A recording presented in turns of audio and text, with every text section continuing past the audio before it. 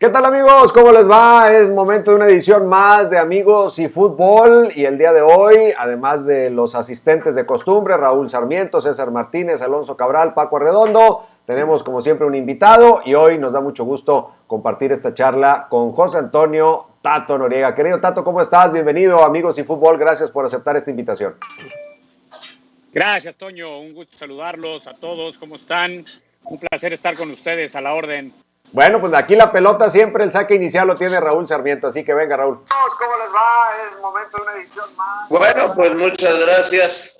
Esperemos que nuestro técnico, el señor Toño Nelly, arregle ahí sus líos con el audio. Alguien tiene speakers ahí en alto volumen y se está viciando, así que a ver por dónde es. Yo no sé ni qué es speaker, entonces no es mi caso. Venga, Raúl. Pero vamos a iniciar. Gracias, Tato, gracias, José Antonio. Ya sabes que desde hace muchísimos años se te estima. Nos tocó conocerte desde muy chavo. Y la verdad, felicitarte por todo lo que has hecho. Saber que estás bien nos da mucho gusto. Y platícanos qué estás haciendo, cómo estás para iniciar esta charla. Un gusto saludarte nuevamente, Raúl. Sí, hace muchos años que venimos platicando, a veces más, a veces menos, ¿no? Hace rato que no teníamos oportunidad. Y bueno, te cuento que vivo en los Estados Unidos hace 11 años aproximadamente, producto de una invitación a venir a trabajar a los medios de comunicación, lo cual hice durante más de 10 años. Y los últimos meses estoy en un periodo de análisis, de preparación, estoy tomando algunos cursos, estoy siguiendo el fútbol como ha sido toda mi vida, cuando se puede, ¿no? Porque hubo un tiempo en que no había manera de seguirlo, por supuesto, debido a las circunstancias, pero estamos muy bien, estoy muy contento de que mi familia esté saludable, que hoy en día ese es un valor muy alto, y te digo, preparándome para lo que viene, Raúl, vamos a ver qué nos toca. Perfecto, Tato, la verdad que nos da muchísimo gusto que estés bien y que pues la intención va a ser seguir. Tú no puedes estar lejos del fútbol, no podrías, no te veo en otra cosa que no sea de alguna manera ligado al fútbol, en los medios, en alguna directiva. Ahora sí que conoces todo del balompié. Pues sí, gracias por el concepto, Raúl, y coincido.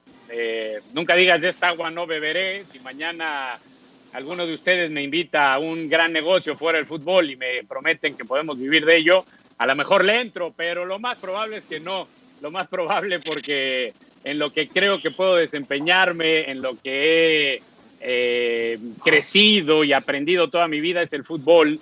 Y te decía, sigo preparándome en ello, haciendo cursos, relacionándome, tratando de mejorar con la idea de eso, de aportar, y también estoy en una edad en que pienso en regresarle al fútbol algo de lo mucho que me ha dado, porque no me puedo quejar, me ha ido bastante bien gracias a este deporte. A ver, Alonso. Saludos, Tato. Acá Alonso Cabral. Platicamos antes de entrar al aire que bueno, los dos tuvimos el privilegio de asistir al Colegio Madrid, de hacer ahí, bueno, secundaria, preparatoria, acá en la Ciudad de México. Se pusieron celosos todos, no sé por qué, pero bueno, es que gratísima experiencia. Y bueno, yo iba algunas generaciones abajo de ti, pero pues, también jugando fútbol ahí en el colegio me sabía las historias, ¿no? No te hagas el pequeñito. Es una generación, güey. Claro, las generaciones se miden por 10 años, así es que es una generación completamente. Exacto, Tato. Oye, pues preguntarte sobre tus... mira, Raúl Sarmiento, desde que planteamos en el chat la idea de platicar contigo, sacó el tema, ya sabes que tiene que sacar siempre el americanismo, ¿no?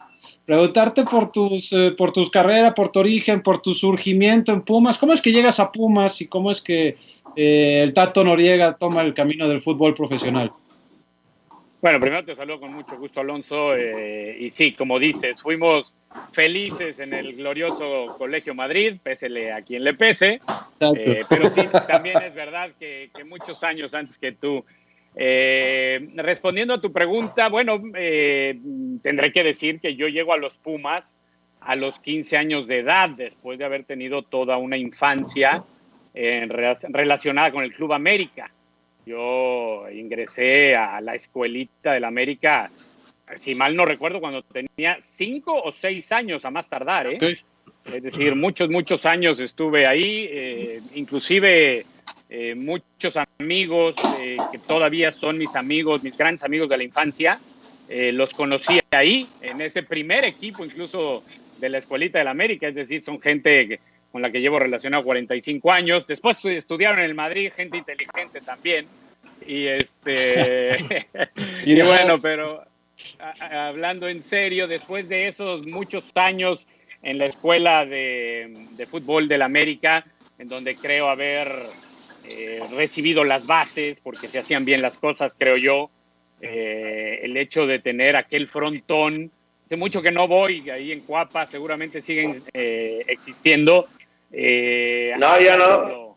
Ya no, mira, pues qué mal, porque era un valor enorme. Ese frontón te dotaba de posibilidades técnicas y de una metodología muy valiosa, pero bueno, esos fueron mis inicios. Y después de una pequeña pausa, producto de algunas experiencias fuera del fútbol, regresé al fútbol a los 15 años por sugerencia de mi padre a los Pumas. Él tenía el concepto de que iba yo a tener mayor oportunidad de debutar en los Pumas, o por lo menos antes que en el América. Y bueno, me fui a los Pumas, llegué a los 15 y un año después, a los 16, me ofrecieron mi primer contrato profesional, el cual evidentemente decidí firmar. Seguía jugando fútbol, lo que hacía toda mi vida, y ahora me iban a pagar. Así lo hice, y después, bueno, fueron muchos años hasta debutar, no fue fácil, pero tuve la fortuna de debutar en un año de muchas alegrías, porque Pumas fue campeón en aquel año 90-91. José Antonio Noriega, es un gusto platicar contigo. Hablas de una preparación. Hace unos minutos que respondías a Raúl Sarmiento, mencionabas el tema de preparación. Y en tu caso, pues digo, sí lo creo, porque siguiendo lo que fue tu carrera, hay un José Antonio Noriega al inicio y hay un José Antonio Noriega que fue evolucionando con el paso de los años hasta ocupar un lugar importante en nuestro fútbol.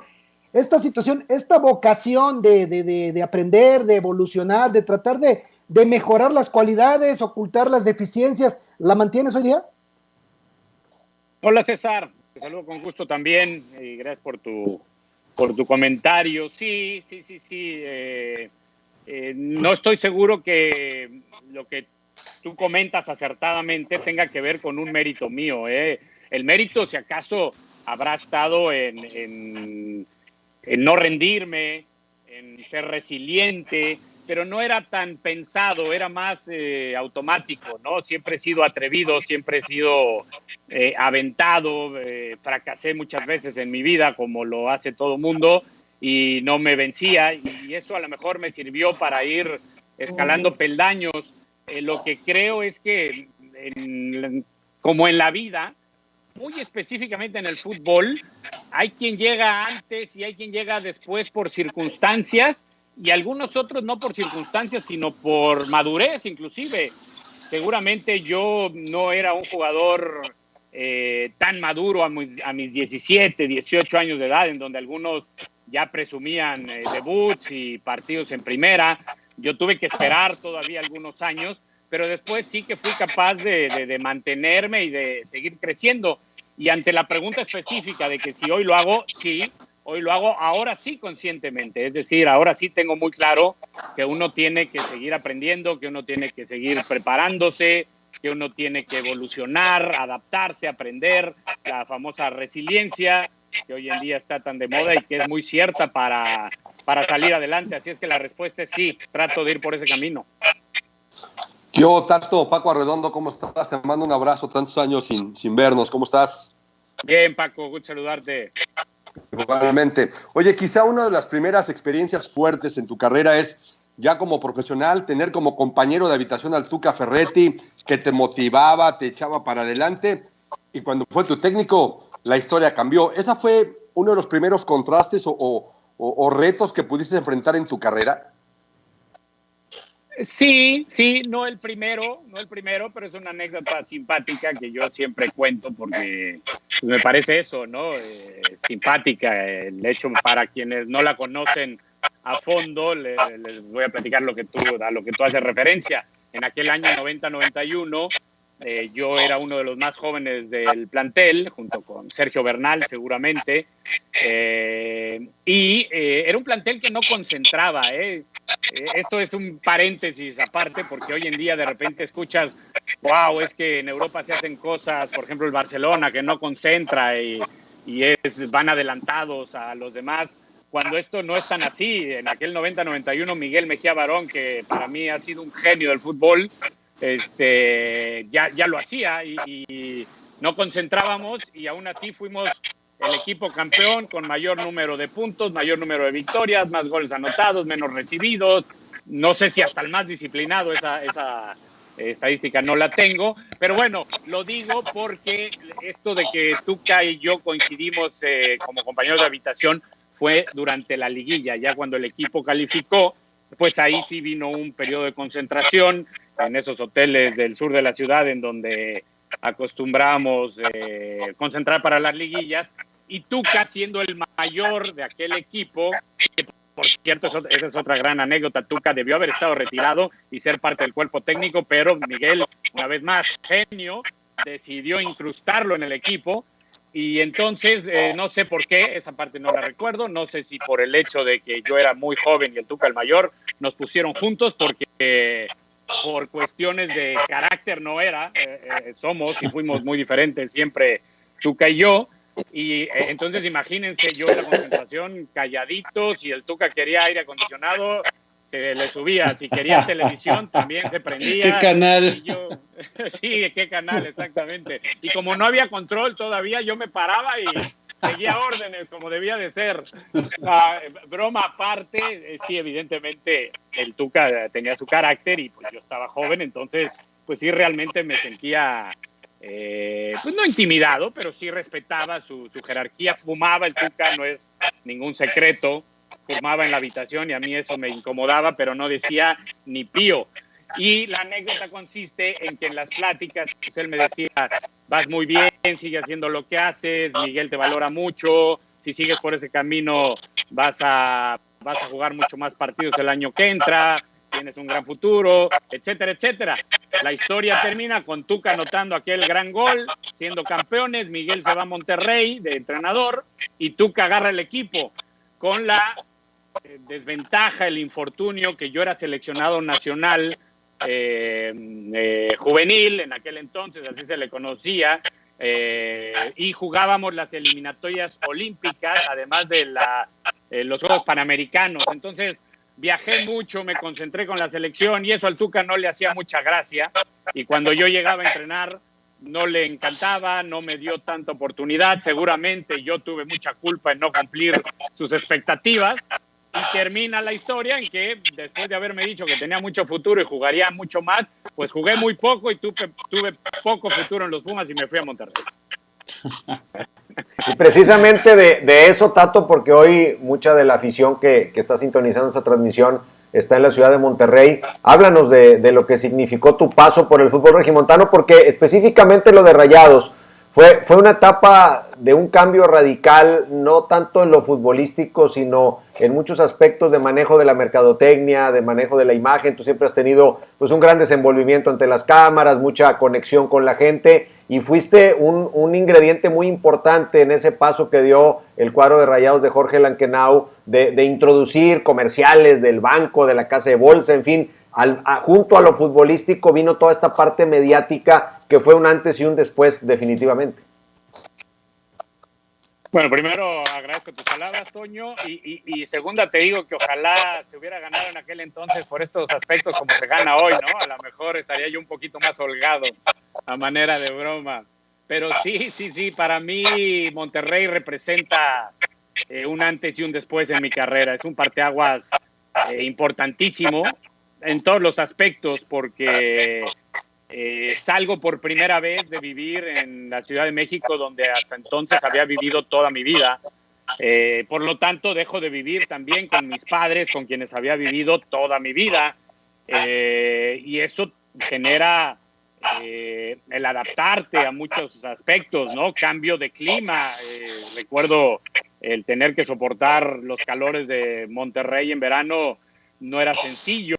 Y además la oportunidad de realmente hacer una carrera en el fútbol. Yo sabía que si no daba el ancho, digámoslo así, en Monterrey, pues entonces seguramente tendría que dedicarme a mi profesión académica, digamos, que acababa de terminar justamente unos meses antes de ser adquirido por Monterrey para jugar fútbol, y entonces tendría que dedicarme a otra cosa y no al fútbol. Entonces le puse mucho empeño, eso lo hacía siempre, la verdad no cambié mucho en ese sentido, lo hacía también con Pumas, pero algo pasó en Monterrey, hubo un clic, porque fue inmediato.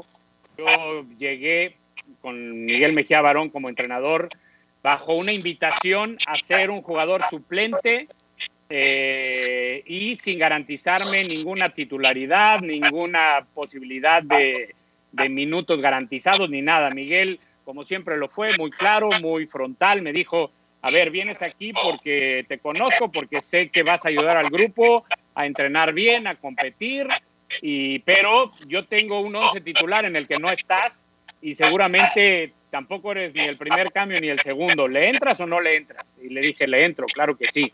Afortunadamente, muy temprano, Toño, tuve la oportunidad de ganarme un lugar y fui titular desde temprano en aquella temporada. Eran temporadas largas y llegué a jugar casi todos los partidos, si no es que todos, e incluso jugando la final.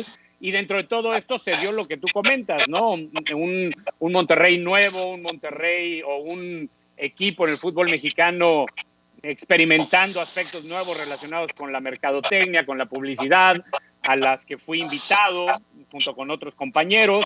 Y entonces me hizo crecer mucho, crecí mucho como persona, crecí mucho como futbolista, aprendí cualquier cantidad y por eso el cariño que le tengo a Monterrey es muy, muy elevado. Oye, Tato, nomás para cerrar este tema antes de dar el paso a Raúl, tú jugaste con Tigres y con Rayados, y nada más confirmando, con los dos hiciste gol, o sea, hiciste gol de Tigre a Rayado y de Rayado a Tigre, que son pocos en la historia.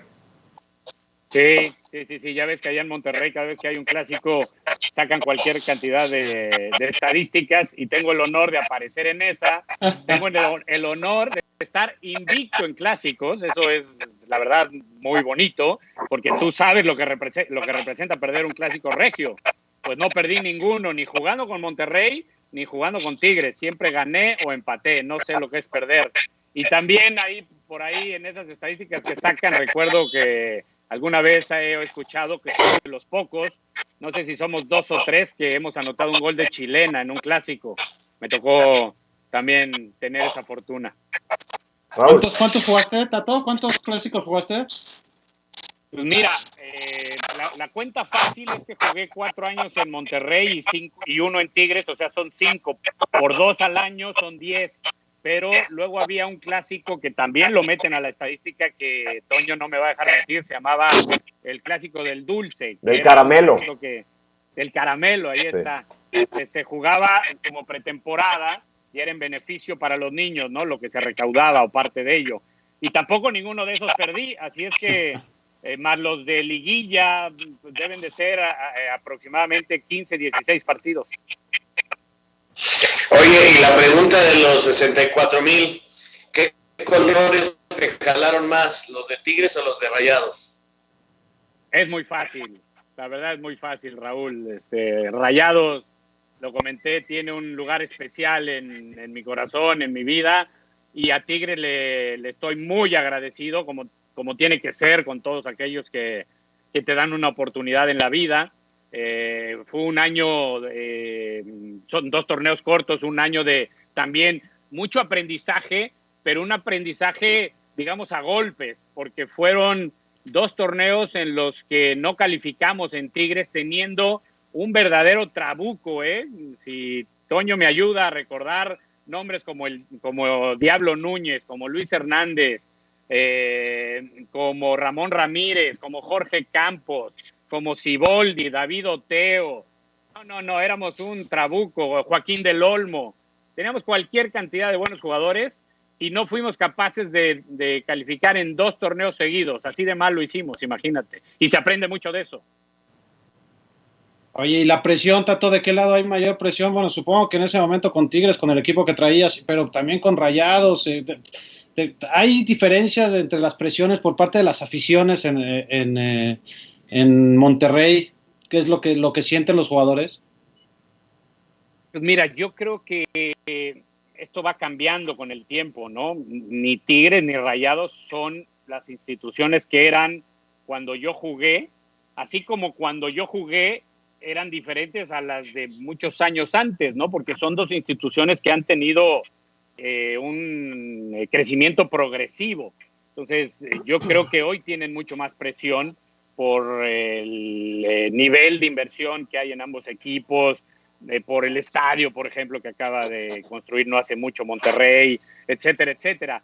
Pero hablando exclusivamente de lo que yo viví, probablemente sentí, sí, mayor presión en Tigres, porque había un equipo muy importante, como ya te lo comenté, y seguramente me faltan muchos nombres, me disculpo con muchos verdaderos buenos jugadores que seguramente estaban en aquel plantel, y entonces el hecho de no ir bien las cosas y de tener un estadio completamente lleno, con abonos vendidos previo al inicio de la temporada, inclusive todas estas historias que ya sabemos, pues sí, generaban mucha presión, mientras que en Rayados era otra época, era una época aquella sin un plantel con tantos nombres y que en sentido contrario logramos éxitos continuos, porque normalmente, te digo, en mi primer año, que era todavía temporada larga, de hecho los 4 años que yo juego en Monterrey,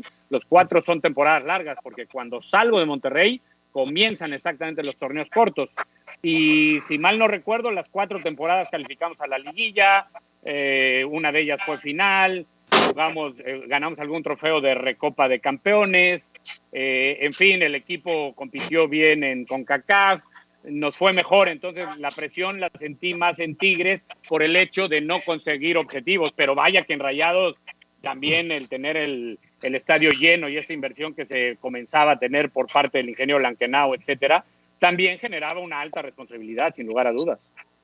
Oye, Tato, después vino una etapa brillante a nivel individual en Morelia, acompañada de momentos importantes a nivel internacional, con algún torneo de Copa Libertadores en donde fuiste el jugador más destacado, sin duda alguna. Esa temporada o ese momento o esa etapa con Monarcas Morelia vino acompañada también de una gran injusticia para muchos, que fue un no llamado a selección nacional para una Copa del Mundo. Fíjate que cuando nos piden como periodistas, como reporteros, a escribir historias de grandes injusticias en el fútbol mexicano a lo largo del tiempo, nunca falta la del Tato Noriega, ¿no? Con selección nacional. Platícanos tu sentir acerca de esta situación, de ese momento que tuviste en tu carrera y de esa exclusión que para muchos fue pues injusta y no sé, tal vez hasta inexplicable, no sé si valga el término. Sí, César, coincido en todo contigo, en el hecho de que me fue muy bien en Morelia. Mucha gente cree, y aparte estoy de acuerdo, que fue mi mejor momento futbolístico, pero para hilarlo con lo que venimos comentando, yo lo equiparo mucho a mi momento en Monterrey, ¿eh? Yo me sentí igual de bien en Monterrey.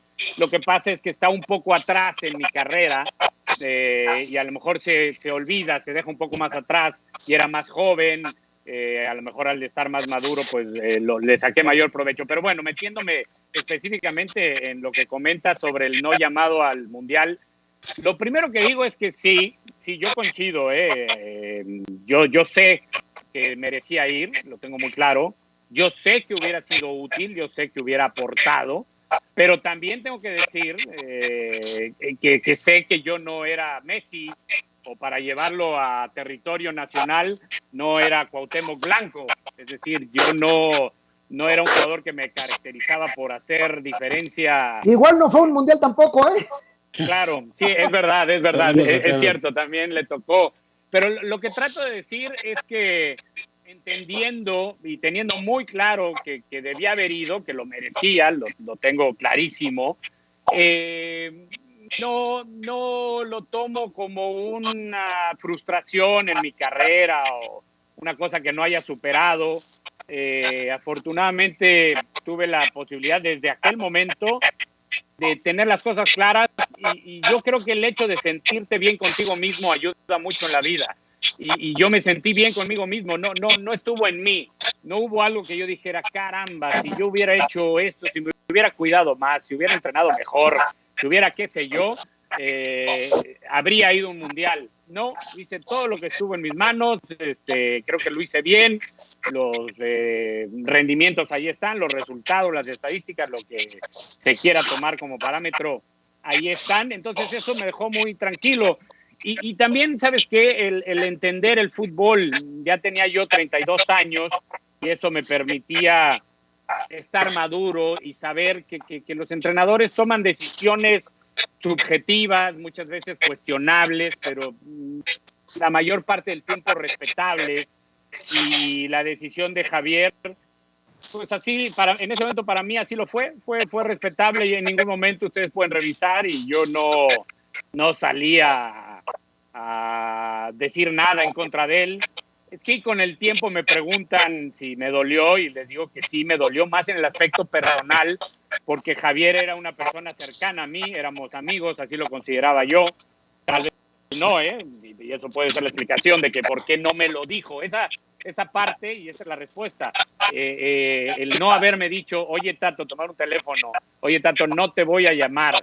Y pudo haberme dicho, ya te diré por qué, o pudo haberme dicho, y no te llamo por esto y esto y esto. Pero el no haberme dicho de frente, no te voy a llamar, yo creo que por mi edad, yo creo que por mi jerarquía, yo creo que por mi momento, pero sobre todo por nuestra relación personal, yo merecía saber por qué no. A la fecha no lo sé, a la fecha no sé por qué no me llamó Javier. Algún día lo platicaremos. No he tenido oportunidad de estar porque sí he estado con él pocas veces, pero no ha habido un entorno suficiente para preguntarle a qué se debió su decisión. Muy respetable, pero también quisiera saber a qué se debió. A lo mejor me ayuda a crecer y a entenderlo. Y por último, para ya no alargarme, porque sé que hablo mucho, te diría que a lo mejor hasta un favor me hizo, caray, porque este es un tema que todo el mundo me pregunta, y si yo hubiera ido al Mundial, tal vez habría, como muchos otros jugadores que seguro ahorita ni a ustedes, ni a mí, y mucho menos a la gente, porque no tiene por qué, no se dedica a esto como nosotros, a lo mejor ni se acuerdan de varios jugadores que sí fueron a ese Mundial y nadie se acuerda de ellos. Entonces a lo mejor nadie se acordaría de mí si Javier me lleva y no juego, por ejemplo, y en cambio ahora todo el mundo se acuerda de mí. Así es que a lo mejor hasta un favor me hizo, ¿no? Raúl. Oye, Tato, mi querido... Es que Paco, No sé. Paco, traes el micrófono apagado. Perdón, Tato, ya a veces le pega Es la edad. le pega la edad. Eso, ya prende el Oye, micrófono. Tato, yo te Paco. quería preguntar, ya, Cabral, ¿cambió mucho tu relación? ¿Fue diferente tu relación, la de antes a la después con Javier? Ya decías en este momento que se han encontrado por algunos momentos, pero sí cambió la relación de él hacia ti, tú hacia él. Sí, y no solamente por eso, que seguramente también, pero las circunstancias, acuérdate que Javier se va a vivir a Europa y lleva casi todo este tiempo fuera de México, ¿no? Yo todavía me quedé algunos añitos en México, pero también luego me vine a Estados Unidos. Entonces, la distancia es un factor, pero estoy seguro que aquello tuvo que ver porque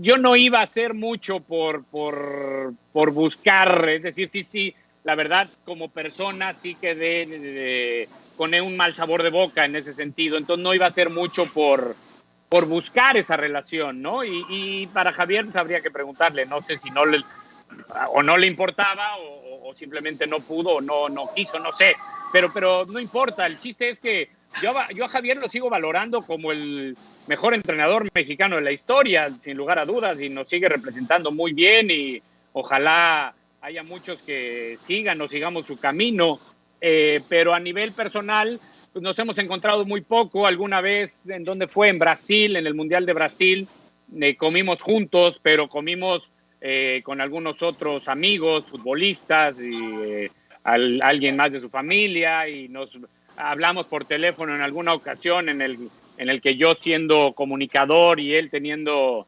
aquel problema o supuesto problema con la justicia en España por arreglos de partidos, me llamó por teléfono para darme su versión. Comunicaciones así rápidas y sencillas.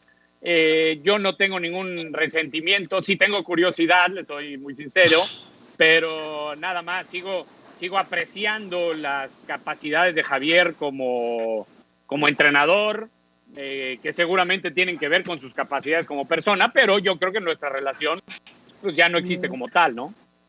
Oye, mi querido Tato, tú históricamente con la selección hay pasajes desde juvenil, caramba, hombre, medio difíciles. Sí, qué clara la tiene Raúl. Y fíjate que eso debió haber sido parte de mi respuesta. Seguramente por estos pasajes, que si quieres ahorita los recuerdo rápido, este último ya no me dolió tanto. Yo siempre que tengo la oportunidad de platicar con chavos o algo, les digo, ¿saben qué? No se rindan. Va a haber una oportunidad y si la pierden va a haber otra. Y si son inteligentes, si son trabajadores, si son otra vez resilientes y demás, va a haber otra, seguramente. Y a mí me pasó eso, ¿no? Rápidamente les cuento que mi primer viaje a Europa, que estaba yo muy ilusionado, iba a ser con la selección juvenil que iba a Italia. No recuerdo si en aquel momento era Viareggio o no, no lo tengo claro, pero era un viaje a Italia. Sí, era Viareggio. Yo no había ido a Italia, a Europa todavía en aquella etapa de mi juventud. Pues, y yo jugaba normalmente en aquella selección, yo tenía certeza de que iba a ir. Bueno, me quedé fuera de aquel viaje y no saben lo que me dolió. La vida es muy simpática porque muchos de los que fueron a ese viaje después no continuaron en la selección y resulta que yo sí, que ojo, a lo mejor esto tiene que ver con que los procesos en nuestro país no se llevan correctamente, ¿no? Porque ahí hay algún error y les voy a decir a qué me refiero, porque más adelante yo continúo en el proceso de esa selección juvenil que después se convierte en la selección que juega Juegos Centroamericanos y Panamericanos, para la cual yo soy el capitán del equipo. Somos campeones centroamericanos, somos subcampeones panamericanos, después jugamos las eliminatorias olímpicas y ganamos el boleto para las Olimpiadas de Barcelona 92. Entonces, imagínense, este es otro de los sucesos que a los que te refieres. Yo siendo capitán de esa selección que lleva ese proceso, centroamericanos, panamericanos, eliminatorias olímpicas, ya vienen las Olimpiadas, lo que culmina el proceso, y yo capitán del equipo, pues resulta que viene un cambio en selecciones nacionales, quitan a Manuel Lapuente, ponen a Menotti llega y quita a José Luis Real y pone a Cayetano, exactamente, a Cayetano, y Cayetano me borra a mí, hace muchos cambios y resulta que a Barcelona ya no voy. Y bueno, pues es extraño. Después viene 1996, cuando precisamente yo estoy en Rayados muy bien, en el sentido individual, y Bora Milutinovic me llama a la selección, vamos a algunos partidos amistosos a Sudamérica. Yo estaba en buen nivel, imagínense, me dieron la 10 en la selección en aquellos partidos en Sudamérica. Estaba medio equivocado Bora. Y entonces mi proyecto allí va en lo individual, pues resulta que hay un problema ahí en mi traspaso, porque salgo de Monterrey, me venden a Veracruz, a donde yo no tenía idea que iba a ir, sino yo tenía un arreglo con Atlante. De todos modos, bueno, para no coartar mi continuidad, no, pero tengo que parar, Paco. Son 6 meses en donde yo no juego. En el primer torneo corto de la historia del fútbol mexicano, yo no juego, y aparte soy afortunado porque el reglamento decía que debías de parar un torneo. Ellos se referían a un torneo largo. Afortunadamente cambian a cortos y no le cambian, sino a temporada y torneo. Y entonces yo tengo la fortuna de decir, bueno, torneo es corto. Y entonces paro un torneo, pero 6 meses sin participar, ya no me llaman a la selección cuando estaba dentro de los nominados. Entonces vuelvo a perder ese envión rumbo al 98. En fin, tengo esa constante de no culminar los proyectos. Yo siempre digo que tiene que ver también seguramente con cosas que yo dejé de hacer y con el hecho de que jugaba muchas posiciones. Entonces, nunca un entrenador, creo, me consideró el mejor mediocampista, porque de repente jugaba de delantero y de repente de central y de repente de lateral. Y entonces creo que tiene que ver, pero ya me callo porque No, y eres de los pocos. con Osorio hubiera Oye, y eres de los pocos que no eras cachirú, es y eres cierto. de los pocos que no eras cachirú. Oye, esa es otra que me salté, claro. Yo juego la eliminatoria juvenil para ir a Arabia Saudita, el Mundial Juvenil. Y jugamos, yo era de los 4 únicos que no éramos cachirules, logramos el boleto, pero como cacharon a los demás, también me pierdo aquel Mundial Juvenil. Tienes razón, gracias por recordarlo. Una limpia, Tato, algo, ¿no? Oye, Tato, no, ¿sabes qué es lo que pasa? Que llegó tarde Juan Carlos Osorio a tu vida, porque si jugaba o sea, con Osorio hubiera sido titular siempre.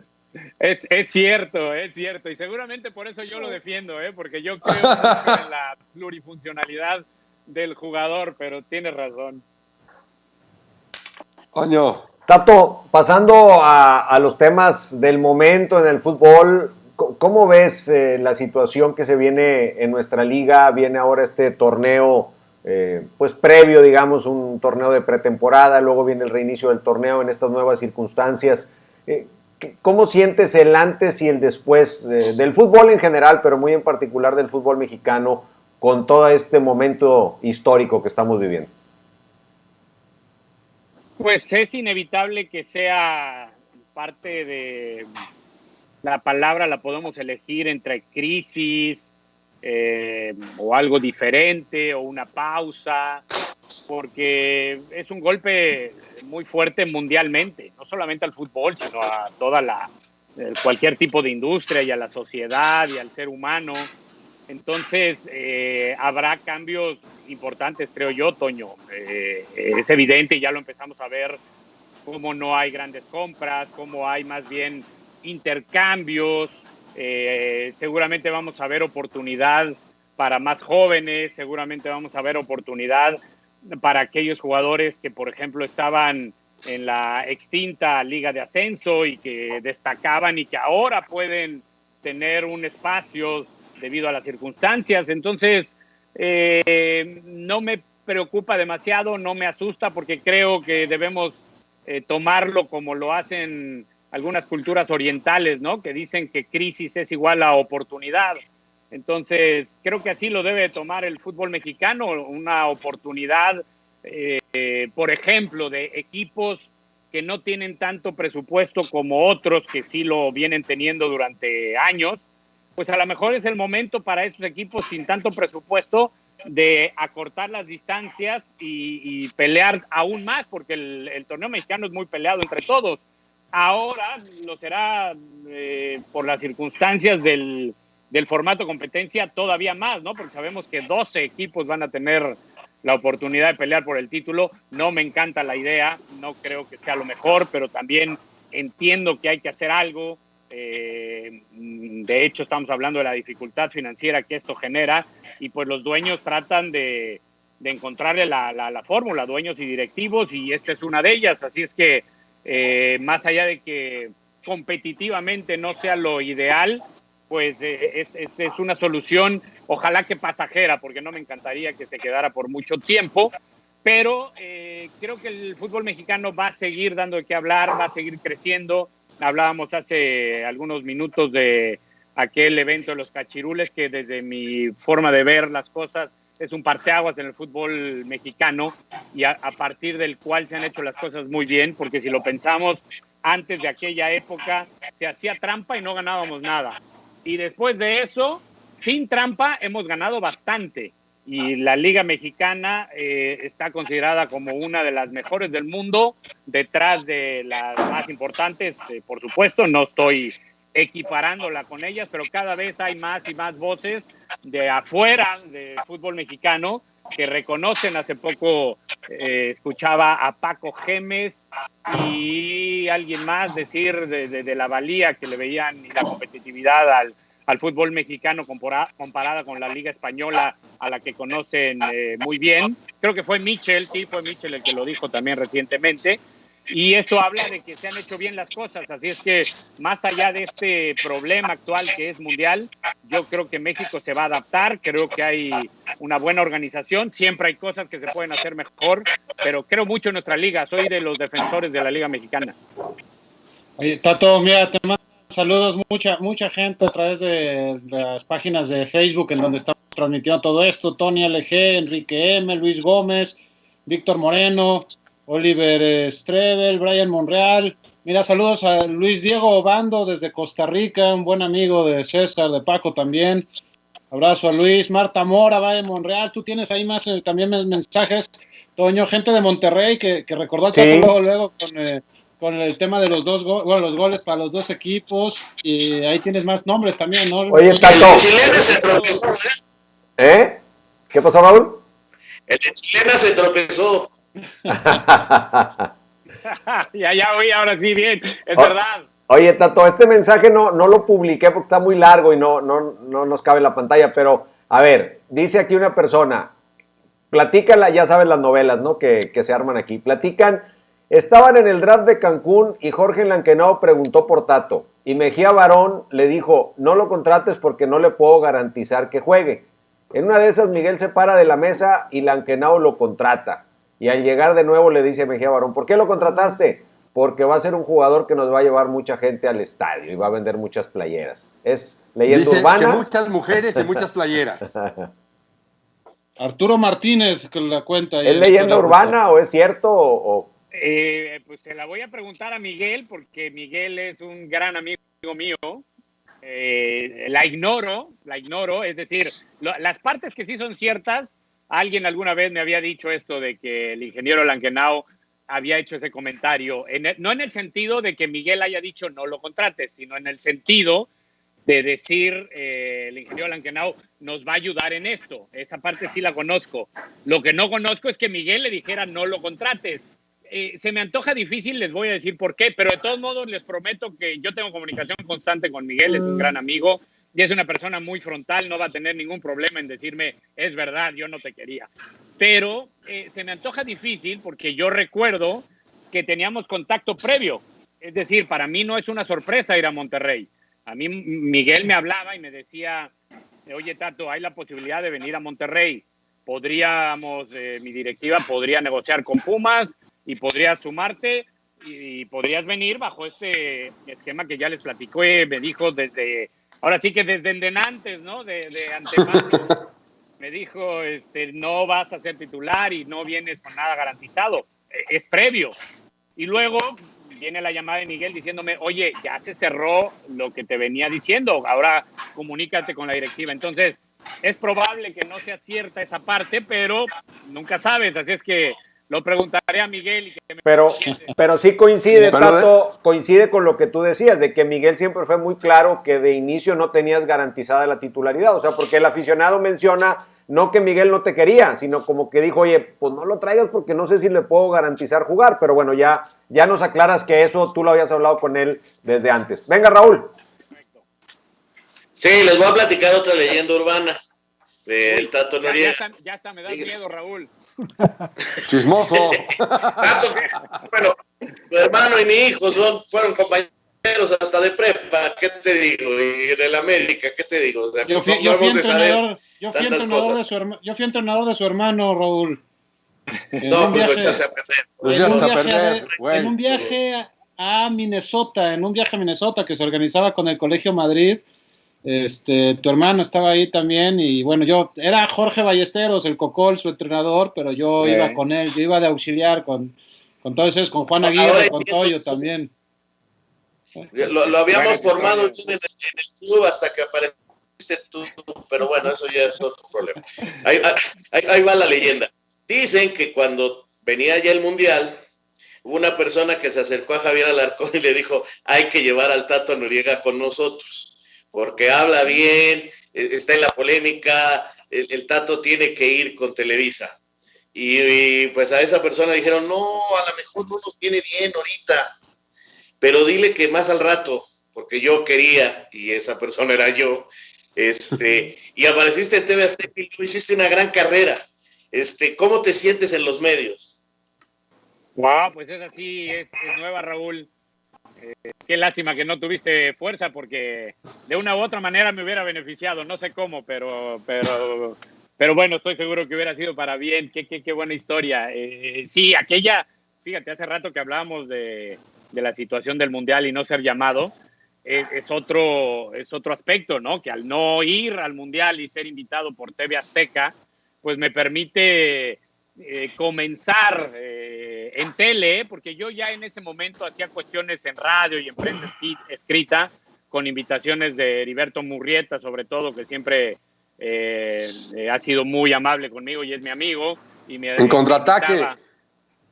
Contraataque, y en programas de radio que tenía Beto, yo tenía algunas participaciones. Y aquella ida al Mundial con TV Azteca, pues me sirvió mucho para tener una nueva experiencia de vida profesional, un punto de vista diferente, estar presente.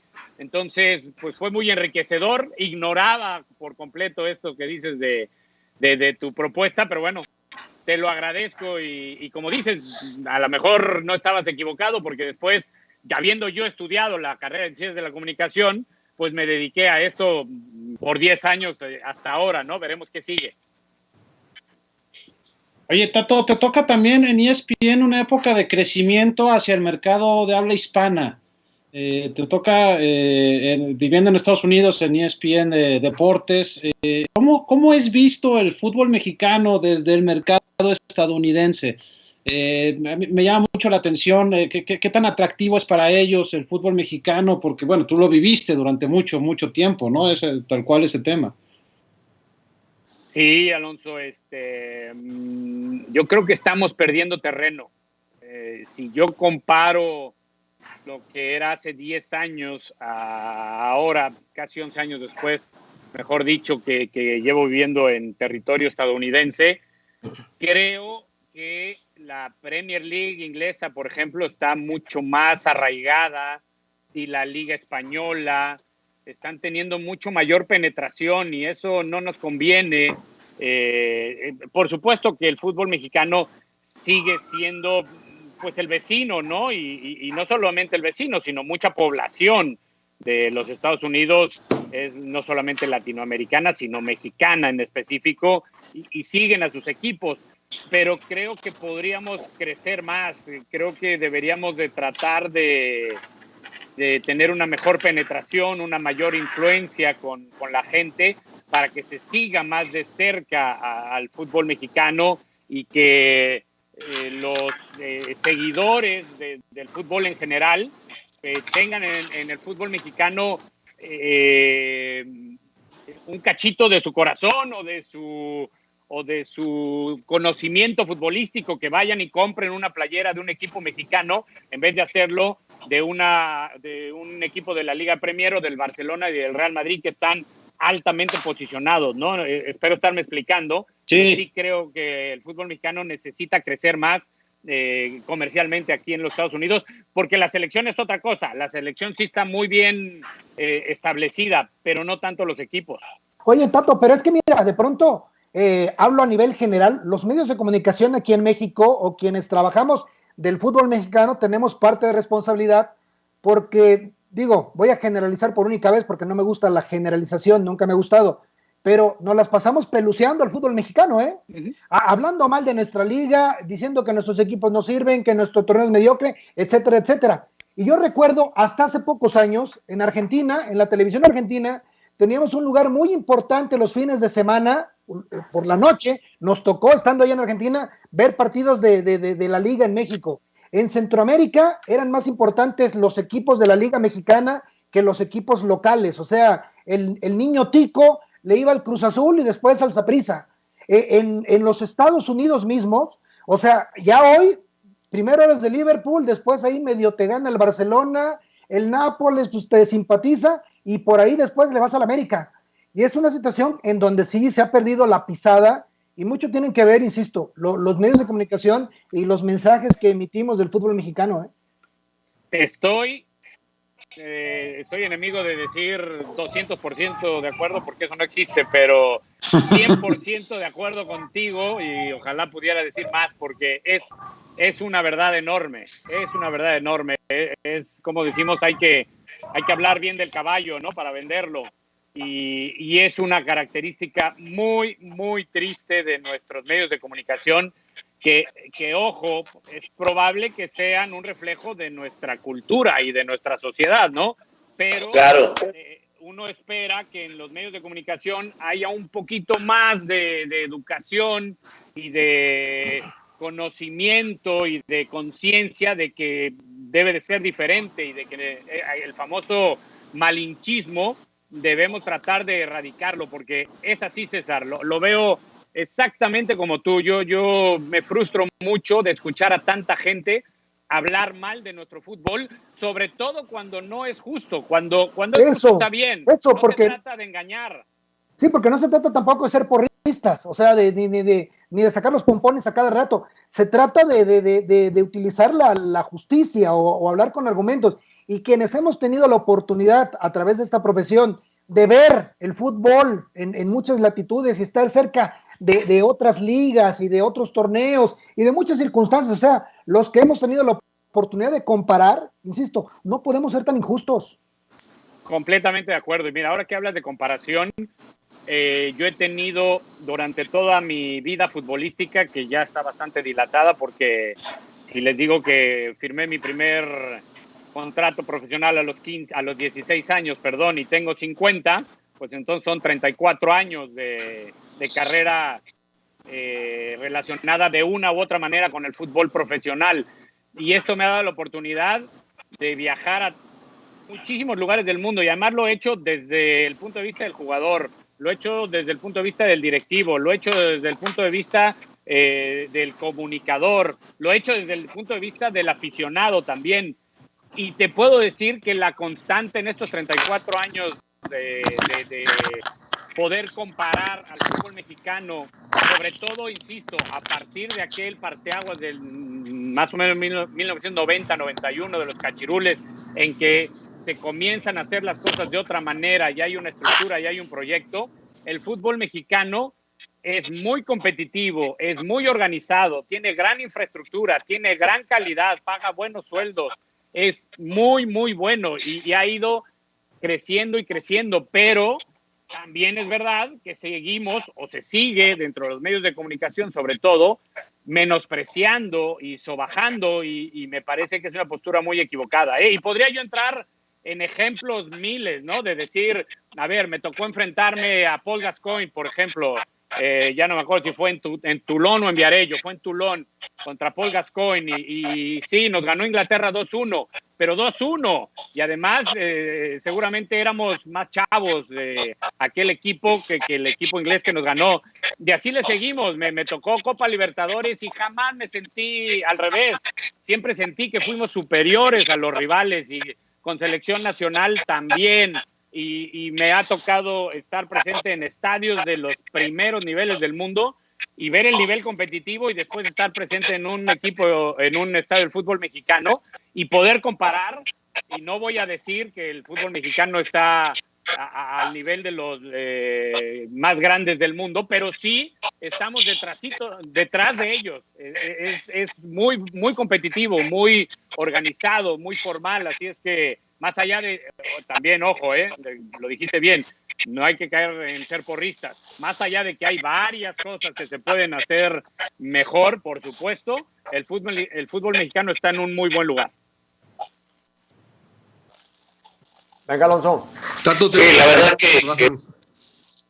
la verdad que comparto lo que están diciendo tanto César como el Tato. Lamentablemente a veces caemos en ese tipo de cosas. Tocaste un punto.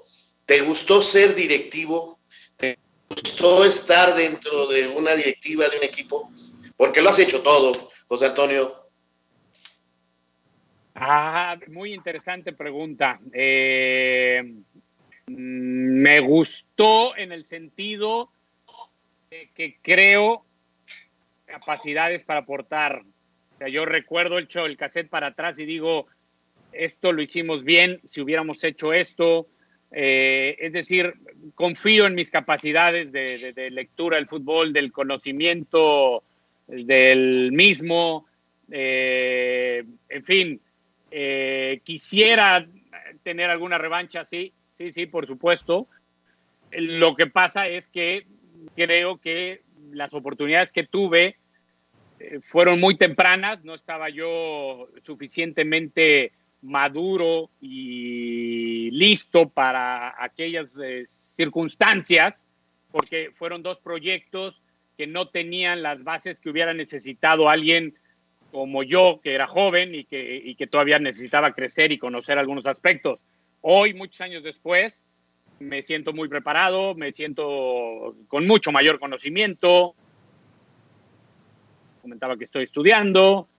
Entonces, sí me gustó en ese sentido. En cuanto a que si se repitiera, lo tomaría, sí.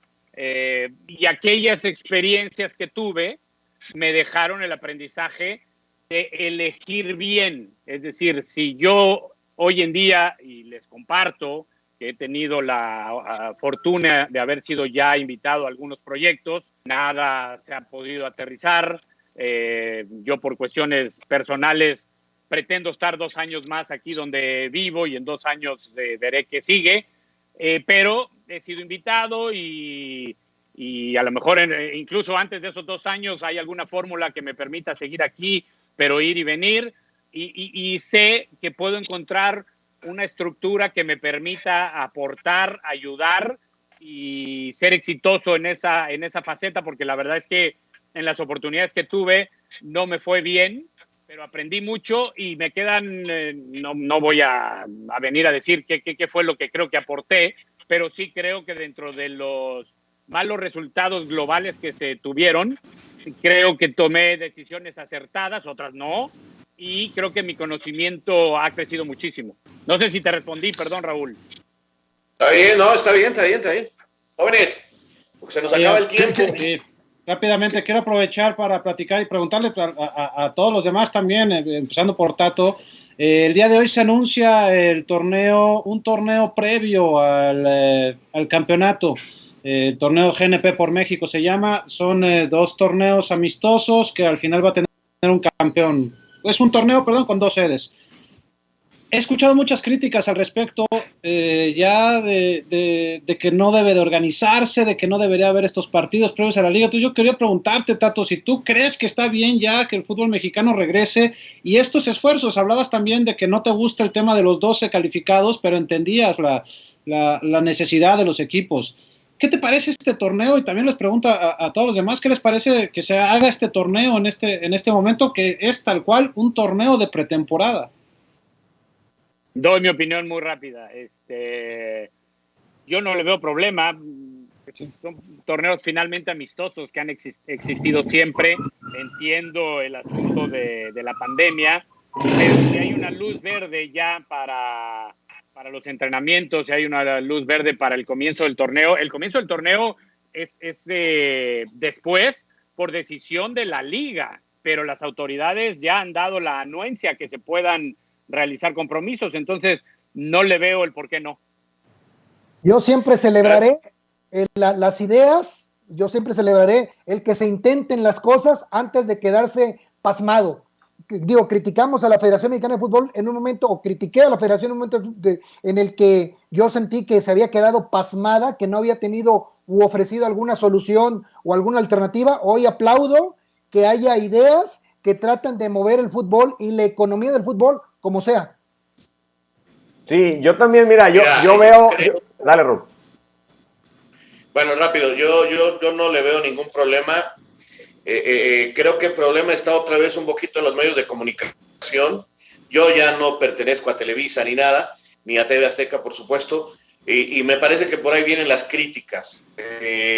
Al hacerlo, las televisoras generan una polémica. Es necesario que los muchachos empiecen a jugar. Es necesario que se empiecen a mover. Estamos viendo el fútbol en Europa y no estamos viendo partidos de buena calidad. ¿Por qué? Porque regresaron de más de 100 días sin haber jugado fútbol, con entrenamientos grupales, poco de entrenamiento en conjunto, y lo estamos viendo partido a partido. Estos son partidos amistosos, no es un torneo. Es como el cuna del fútbol mexicano, es como los torneos que se organizan en todas partes, es un torneo de pretemporada, nada más que a veces le tenemos que encontrar 7 patas al gato, ya no 3, ni 4, ni 5, 7 patas hay que encontrarle. 4 sí se las encuentras. Me parece bien. Ahora, vas a ver las críticas que va a haber, porque son cambios ilimitados. El otro día platicando ya con gente del Toluca me decían que a lo mejor juegan el primer tiempo con un equipo y el segundo con otro. ¿Por qué? Para poder darle continuidad al futbolista, irlo moviendo y no presionarlo a una lesión. Son más de 100 días sin hacer trabajos correctos. Es criticar por criticar y más va una crítica a quienes lo hacen que al fútbol. Sí, yo creo que, mira, de arranque ya sabes que cuando la liga anuncia algo, ya sabes qué cuentas de Twitter van a criticar porque critican todo, absolutamente todo. Y no entendemos, a ver, queremos una liga competitiva que nos divierta, que nos emocione, pero no queremos que tenga liguilla, queremos que tenga poquitos extranjeros, queremos que jueguen puros chavos, entonces ya no entendí nada, o sea, queremos lo mejor de todos los mundos, pero no nos damos cuenta que no se puede. Y el que la liga organice un torneo a nosotros en qué nos afecta o en qué nos beneficia, pues simplemente vamos a tener más actividad que ahora se entiende. O sea, ¿qué derecho tengo yo a decir que la liga no debe organizar un torneo si 8 equipos se pusieron de acuerdo y quieren jugar? O sea, no sé, me parece que estamos siendo verdaderamente detractores en automático de todo lo que hace la liga, sin entender. Yo he visto un avance impresionante porque la liga no es el Comité Olímpico Mexicano, o sea, la liga es un producto que se llama fútbol, que tiene que tener espectáculo, que tiene que tener cosas que sean atractivas. O sea, la liga en sí no es el formador de jugador, es donde desemboca toda la estructura y donde tienen que estar los mejores, porque si no, es como poner un aprendiz de trapecista en una función de circo, pues se nos va a caer. Hay que esperarnos a que domine el trapecio para que se suba. En el fútbol es igual, la gente paga un boleto o se sienta enfrente de la televisión para ver el mejor espectáculo posible. Y ese es el que nos está tratando de dar la liga. Yo ahí sí no entiendo tantas críticas sin fundamento. Aquí simplemente se juntó la necesidad de lo económico para quienes transmiten, para los mismos clubes, y la necesidad deportiva. Así fue de fácil como se tomó la decisión, ¿no? Hoy obviamente todo el mundo lo critica, pero también iban a criticar si los equipos no llegaban, como dice Raúl, con un ritmo diferente de juego al que pudieran presentar si no tuvieran este tipo de actividades, creo yo, ¿no? Nadie ha criticado al Atlas porque es un equipo que no tiene la exposición mediática de otros. Y está en Playa del Carmen. Está haciendo pretemporada. Está haciendo pretemporada como la haría cualquier equipo en su estación normal. No sé si estén haciendo los trabajos separados de 6 en 6, no lo sé porque están allá y nadie se está enterando. A lo mejor ya están haciendo una pretemporada normal y eso podría ser más peligroso tomando en cuenta que ese tipo de situaciones sí todavía hasta el 1 de julio no están permitidas por las autoridades. Entonces, hay veces en que nos vamos más por hacer escándalo. Perdón, pero pues así lo veo. No te enojes, Raúl. Tranquilo, Raúl, ya. Bueno, algo más antes de agradecerle a Tato su presencia en esta hora. Ya llevamos poquito más de 1 hora y muchísima gente que ha estado conectada y que se seguirá conectando, sí, Tato, porque esto lo transmitimos en vivo y luego lo retransmitimos en otras plataformas. Tato, te manda saludos Ricardo de Buen, también, que nos estuvo acompañando. Buen Richard, a Raúl Sarmiento también. Deportivo, por cierto. El abogado. Saludos, Ricardo de Buen, acá nos está. ¡Saludos, abogado! Abrazote, Ricardo. Saludos, bueno. Nada, agradecerle al Tato, ¿no? Del Madrid, por cierto, pura ¿También? Gente destacada. También. Otro destacado. El único, ya te dije, Tato, el único destacado es donde invertí. El no destacado es donde invertí. Okay. Arman su chat y platican entre ustedes. Te invito a una comida de exalumnos después, Tato. Muchas gracias, Tato. Gracias por estos minutos. Ha sido muy, muy agradable platicar contigo, recordar momentos, hablar de lo que estamos viviendo y de lo que viene. Y bueno, que no sea la última ocasión en que tengamos el gusto de tenerte por aquí. Ya que empiece a rodar la pelotita, pues ya vamos a tener un poco más de temas para hablar. No, bueno, pues al revés. Un gusto que me hayan invitado, un gusto platicar con ustedes. Es bonito tener este tipo de charlas más sueltas, ¿no? Porque de repente en los medios tradicionales es todo mucho más estructurado. Así es que a la orden, un gusto verlos a todos, mucha suerte y aquí estamos. Gracias, Tato. Gracias a Gracias, todos. Tato. Próximo martes a las Gracias a 12. todos. Nos vemos. Un abrazo a todos. Saludos. Chao.